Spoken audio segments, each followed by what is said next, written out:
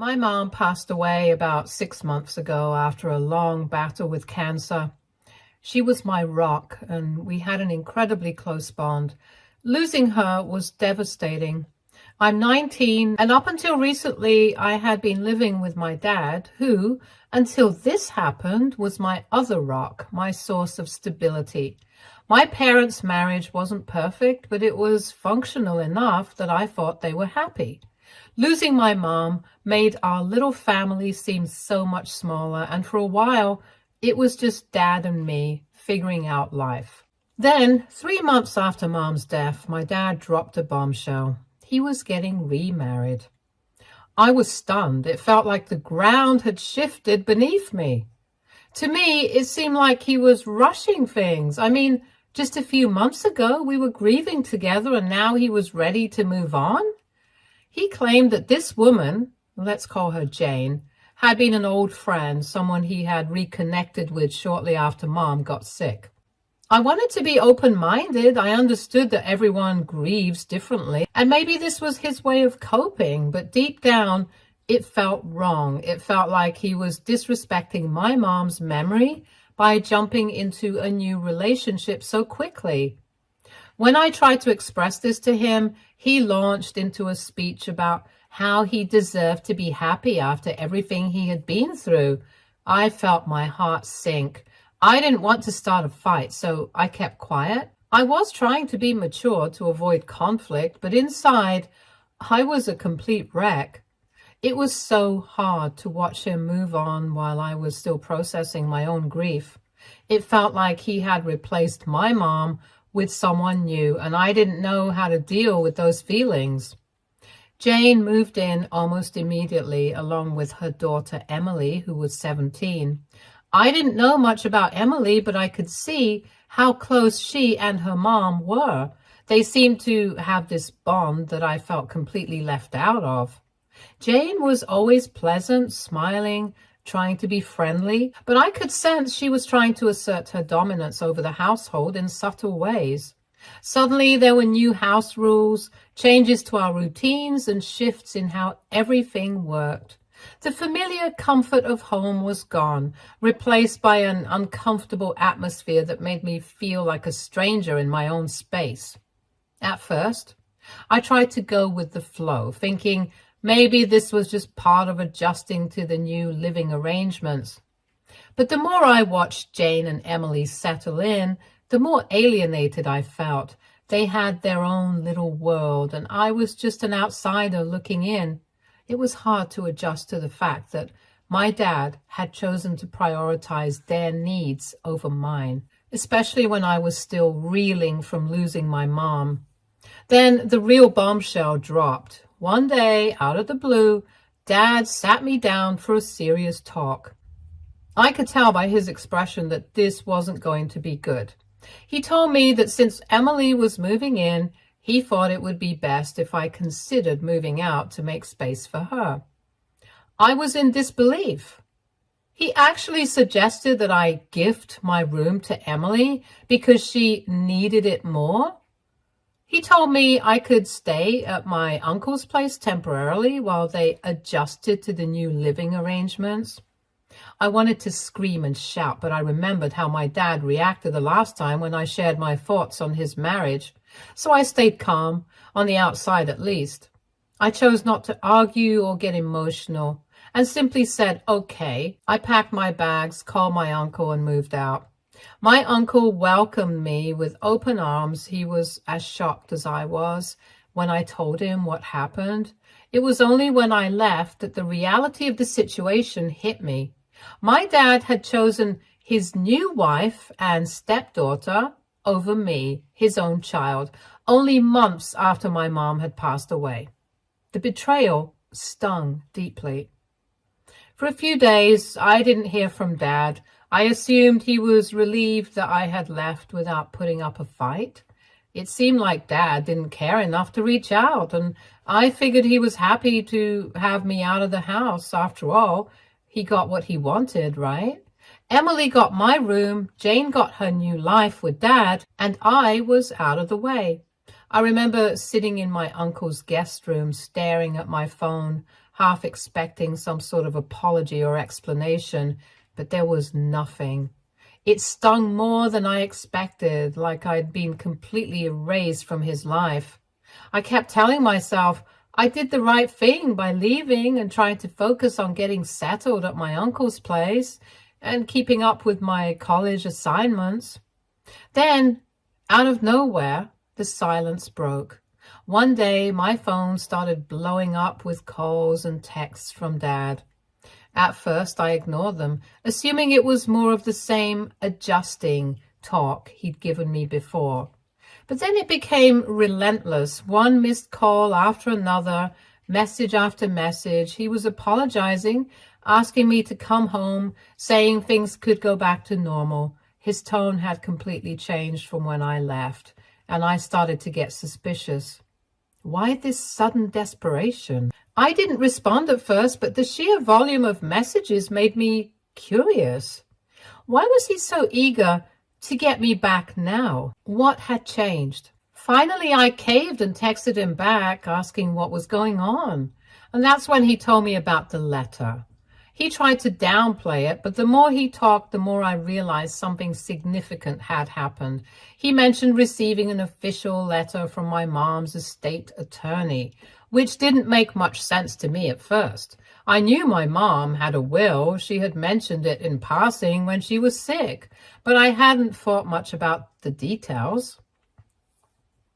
Apparently, this letter was a big deal. My dad explained in a roundabout way that my mom's will had been finalized, and according to the will, my mom had left her share of the house to me. That means my dad and I are now co-owners of the house, me owning half and him the other half. So while Dad still has his share, he can't sell the house or make any major changes to it without my consent. I guess I had assumed everything would go to Dad, given that they were married, but she had made sure I was taken care of, and it hit me hard just how much thought she had put into it. Even though I wasn't 21 yet, being 19 meant I had a legal stake in the house. I hadn't realized how significant that was until Dad started explaining that he couldn't make any major decisions about the property without my consent. This news completely shifted the dynamic. Now that Dad and Jane know they need me to stay in control of the house, they've been spamming me with calls and texts nonstop. It's not just them either. They've roped in the rest of the family. I'm getting messages from aunts, uncles, and cousins, all saying I need to be the bigger person and go back home for the sake of family harmony. It's overwhelming. I'm a full-time college student, and I already have so much on my plate with classes, assignments, and trying to balance a part-time job. The worst part is how Jane has started messaging me too, acting all nice and trying to guilt me into returning. She's offered to let me share the room with Emily now, as if that's supposed to make up for everything. It feels so disingenuous, like they're just trying to smooth things over because they realize they've lost control of the situation. They didn't care about my feelings until they realized they needed me, and now they're trying to act like we're all one big happy family. Frankly, it's a lot to deal with. I didn't ask for any of this, and all I really wanted was some time to grieve and process everything after losing my mom. I'm stuck in this mess, feeling like I have to fight just to hold on to what my mom wanted me to have. Now, I don't know what to do. The house is legally half mine, but I'm not sure if I want to go back. Update 1. Hi guys, first of all, thank you so much for all the support and advice in the comments.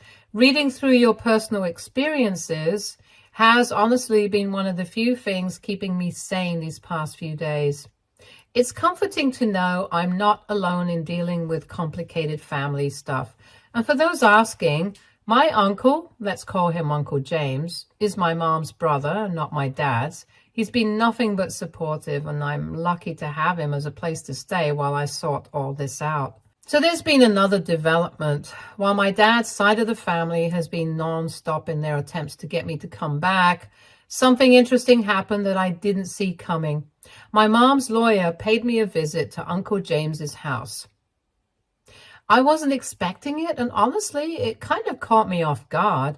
I had only met the lawyer once before at the reading of my mom's will, but I didn't really think I'd be hearing from him again, at least not anytime soon. When he showed up, my first thought was that something had gone wrong with the house or my legal rights over it, but it turned out to be something completely different.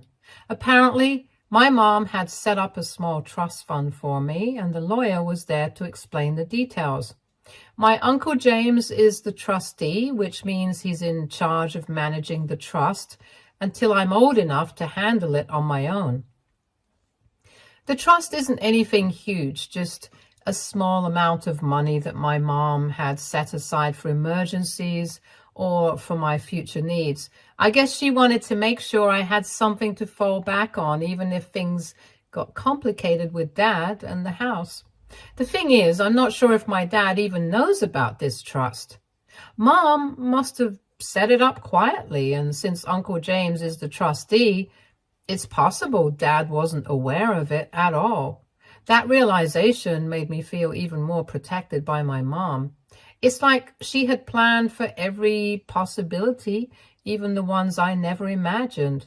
The trust fund isn't a game changer in terms of my financial situation, but it's comforting to know that I have some extra security, especially with everything that's happening right now. I haven't told my dad about the trust, and honestly, I'm not sure if I should. He's been blowing up my phone with messages, and I've had calls from all sorts of relatives, cousins, aunts, uncles, all trying to convince me to come back. At first, they were being nice about it, telling me that Dad misses me and that we should patch things up. But when I didn't respond right away, the tone started to change. Some of them started guilt-tripping me, saying things like, "Your dad's under a lot of stress," and "family is more important than a stupid room." I even had one of my aunts tell me that I was being selfish for taking my mom's side and that I needed to move on since she was gone now. It's been overwhelming, to say the least. But here's the kicker. While all this was going on, Uncle James told me that Dad had been trying to reach out to him too. Apparently, Dad called him and tried to act like everything was fine, asking if I was doing okay and if Uncle James could convince me to come back home. James said it was the most awkward conversation he'd ever had. Dad was trying to play the concerned parent, but Uncle James wasn't buying it. He knows how Dad has treated me, and he made it clear to Dad that I was welcome to stay with him for as long as I needed. It's pretty clear that my dad's side of the family is all on his team. They're trying to wear me down, and I have a feeling it's not just about wanting me back for family reasons. It's about control, just like with the house. I've been thinking a lot about whether Dad knows about the trust or if he's just focused on the house for now. Part of me wonders if the trust would complicate things even more if he found out. Right now, he's trying to guilt me into coming back. But if he knew about the extra money Mom left me, would that change his tactics? Would he suddenly try to get involved in managing that too? I have no idea. But the thought is nagging at me. Anyway, my lawyer has advised me to keep things quiet for now, especially since Dad is already so fixated on the house. Legally, he can't force me to move back, and he definitely can't sell the house without my agreement. But I can't help but feel like this whole thing is going to get messier before it gets better. Uncle James has been a rock through all this, and I'm so grateful to have him in my corner. I don't know what I would have done without him, especially with how manipulative my dad and his side of the family have been.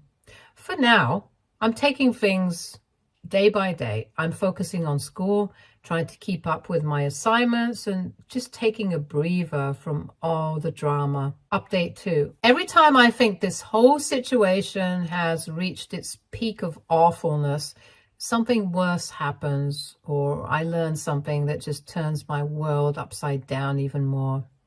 I thought things couldn't get any worse after leaving my dad's house, dealing with the family's non-stop messages and then finding out about the trust fund my mom had set up for me. But I was wrong. Something happened yesterday that really hit me hard and changed the way I look at everything that's been going on. One of my cousins from my dad's side, let's call her Sarah, asked to meet up for coffee. I wasn't sure what to expect since most of my dad's side has been pressuring me to go back home. But Sarah and I have always been pretty close. She's a bit older than me, and we used to hang out a lot when we were younger.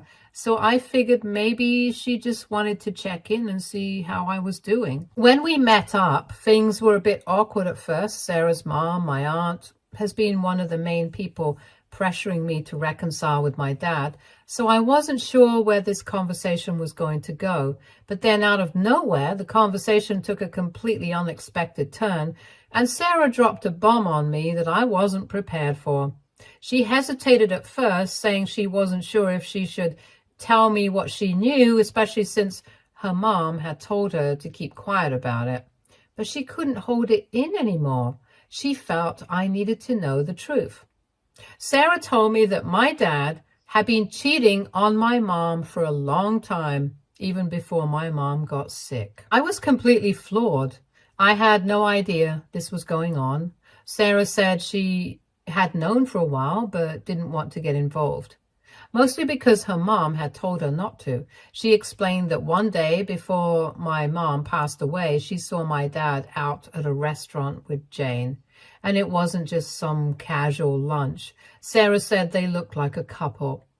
They were sitting close together talking, and it was clear there was something going on between them. At the time, Sarah didn't think too much about it. Maybe she didn't want to believe the worst, or maybe she didn't want to create drama. But now, looking back, it all started to make sense to her.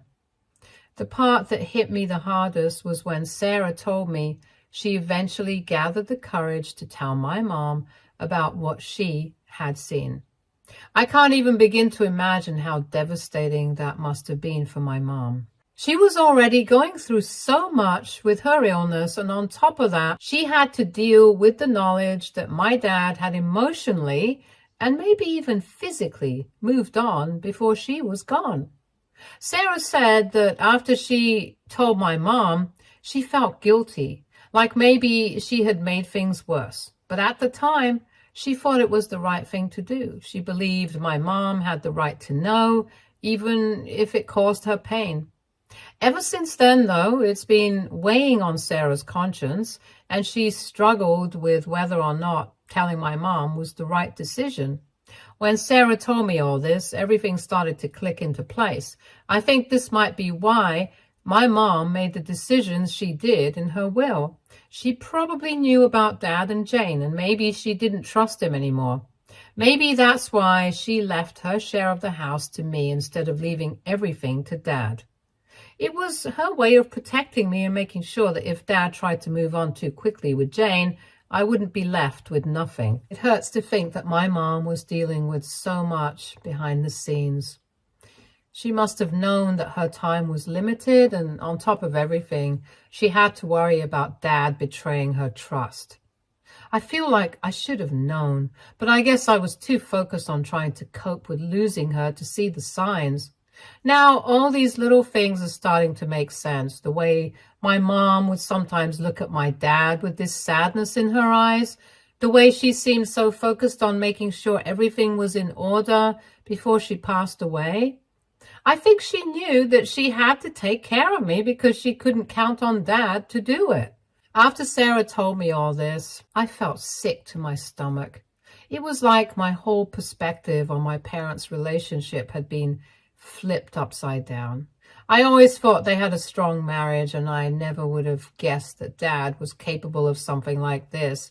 I don't even know how to feel about him anymore. Part of me is furious that he could betray my mom like that. And part of me is just devastated that my mom had to carry that secret with her while she was sick. Now, I'm starting to wonder how much Jane knew about all this. Did she know my mom was still in the picture when she got involved with my dad? Was she just waiting for my mom to pass away so she could move in and take over? It makes me feel even more certain that I made the right decision by leaving the house. I don't want to be around people who treated my mom like that, especially not in the home that she worked so hard to create for us. Since learning this, I felt even more conflicted about what to do next.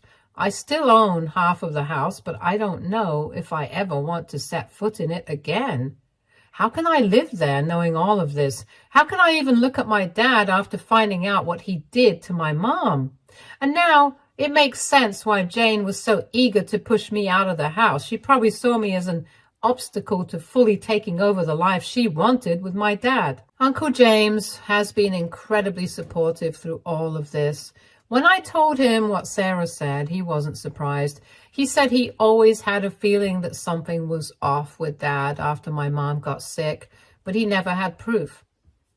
He's been encouraging me to take my time with making any decisions about the house, and he's even offered to help me talk to a lawyer if I want to take any legal steps. I'm not sure what I want to do yet, but knowing I have people like Uncle James and Sarah in my corner makes me feel a little less alone in all of this. For now, I'm trying to process everything and figure out what my next move should be. I don't think I can forgive my dad, at least not anytime soon. He's been pretending to be the victim in all of this, acting like I'm the one tearing the family apart. But now I see that he's been hiding so much from me. Update 3. Hi guys, I guess this might be my final update. So after everything that's happened, I decided I needed to have a final conversation with my dad. This wasn't because I wanted to fix anything or make things better between us, but I felt like I needed to say my piece and make it clear that I didn't want any part of the life he and Jane were building. It wasn't easy to make that decision, but after finding out about the affair and realizing how much my mom had been through, I knew I couldn't just stay silent and walk away without closure. I messaged my dad telling him I wanted to meet and talk. He was quick to respond, clearly thinking this was my way of coming back and reconciling. Him and Jane had probably convinced themselves that I just needed time to cool off and that I'd eventually come around when I showed up at the house without any bags or signs that I was moving back in. I could see the surprise on both their faces. They were expecting me to be ready to move back in, but that wasn't happening. I sat down with them in the living room and the atmosphere was tense. Dad tried to start with some small talk, asking how I was doing and if I was ready to move forward. Jane just sat there kind of fake smiling, clearly uncomfortable, but still trying to act like everything was normal. It took everything in me to stay calm and not let my anger take over, but I had made up my mind. I wasn't going to let them control the narrative anymore. I told Dad straight up that I knew about the affair, that I knew he had been with Jane while Mom was still alive, and that someone had confirmed that for me. I didn't want to bring my cousin, Sarah, into this matter, because her mom wouldn't have liked that at all. The look on his face was priceless. He was completely caught off guard, and for once, he had nothing to say. Jane went pale and tried to deny it, stammering something about how it wasn't what it seemed, but I wasn't interested in hearing her excuses. I had already heard enough from Sarah to know the truth. I explained that I wasn't there to argue or try to get an apology. I just wanted them to know that I wasn't coming back. I told them that I didn't trust them, that I didn't want any part of this life they had built on lies, and that I wasn't going to pretend like everything was fine. The house, half of it at least, was mine now, and I wasn't going to let them push me out, but I also wasn't going to live there. I told them I'd figure out what to do with my share later, but for now, I didn't want any contact with them. The one thing that was clear was that no decision regarding the house should be made without me. Of course, Dad tried to play the victim, saying that I was tearing the family apart, that I was overreacting, and that I needed to think about the future. He even tried to guilt me by saying how hard it had been for him after Mom died, and that he needed someone to lean on, and that's why Jane came into the picture. But I wasn't buying it. He made his choices and now he had to live with them.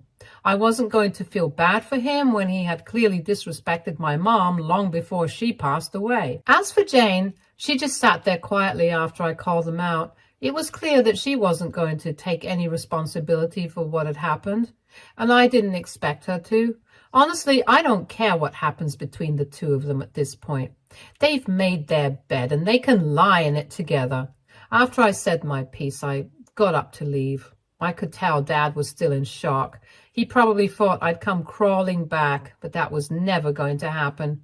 I walked out of the house feeling lighter than I had in weeks. It wasn't easy, but it felt good to finally have some closure, to say what needed to be said, and to let them know that I wasn't going to be part of their lives anymore. Since then, I've blocked them both on social media and stopped responding to any messages from my dad's side of the family. It's been quiet for the most part, although I've heard from Sarah that Dad's been telling people I'm the one who's acting out and being unreasonable. But honestly, I don't care. People will believe what they want, and I'm done trying to explain myself to anyone. As for the house, I haven't made any final decisions yet. My lawyer and Uncle James are helping me figure out the best way to handle it, but I've been thinking about either selling my share or renting it out. I don't want to be tied to that house anymore, but I also don't want to give Dad and Jane any easy wins. If they want to stay there, they'll have to deal with the fact that I still have control over part of it, and I'm not going to let them make any big changes without my approval. In the end, I think this whole situation was a wake-up call for me. I've learned that sometimes the people you trust the most can let you down in ways you never expected, but I've also learned that I'm stronger than I thought. I've made it through this mess with my head held high, and I'm ready to move forward on my own terms. As for Dad and Jane, well, I guess they got what they wanted, but in the end, they've lost something too. Me. And maybe in time they'll realize that some things can't be undone. Karma has a way of catching up with people, and while I'm done with them, I can't help but feel like they'll eventually have to face the consequences of their actions. For now, I'm focusing on myself, my future, and the people who have truly been there for me through all of this. I'm not looking back. I just want to take a moment to thank all of you for your support, advice, and kind words throughout this whole ordeal. Reading your stories and knowing that I'm not alone in this has meant more to me than I can express. Your encouragement has helped me stay strong and stand my ground, and for that, I'll always be grateful. Thanks for being there when I needed it most. Stay tuned for more stories from Our Girl Relationships.